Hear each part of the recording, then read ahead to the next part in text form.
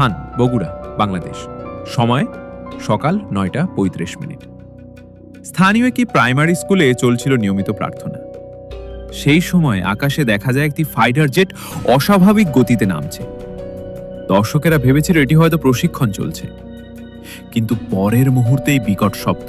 একটি অংশ সোজা স্কুল বিল্ডিং এ আছড়ে পড়ে। 3টি ক্লাসরুম ধ্বংস, 7 জন শিশু নিহত, আরো অনেকে আহত। সরকার বলল এটা একটি ট্রেনিং অ্যাক্সিডেন্ট, কিন্তু তদন্তে একে একে উঠে এলো চাঞ্চল্যকর তথ্য। পাইলট ছিলেন অভিজ্ঞ, আবহাওয়া ছিল পরিষ্কার, তবুও কেন নিয়ন্ত্রণ হারালো প্লেনটি? আরো বিস্ময়কর ব্যাপার হলো, দুর্ঘটনার মাত্র একদিন আগে ওই স্কুলে বসানো হয়েছিল গোপন সামরিক টাওয়ার।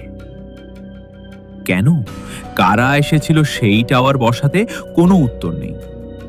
আর এই দুর্ঘটনায় কেন শুধু শিশুরাই মারা গেল? বড়দের কারো কিছুই হয়নি।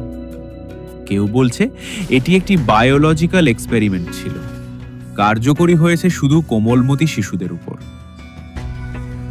কোনো এক অদৃশ্য শক্তি কি ইচ্ছাকৃতভাবে শিশুদের টার্গেট করেছিল, নাকি এই দুর্ঘটনার আড়ালে চলছে ভয়ঙ্কর পরীক্ষা? সত্য লুকানো আছে কোনো ফাইলের ভেতরে, কোনো রেকর্ড ডিলিট করে ফেলা হয়েছে। কিন্তু একটা প্রশ্ন থেকেই যাচ্ছে, কেন বাচ্চাগুলো শিকার হলো? তোমার কি মত? দুর্ঘটনা নাকি পরিকল্পিত হত্যা? কমেন্টে জানাও তোমার মতামত।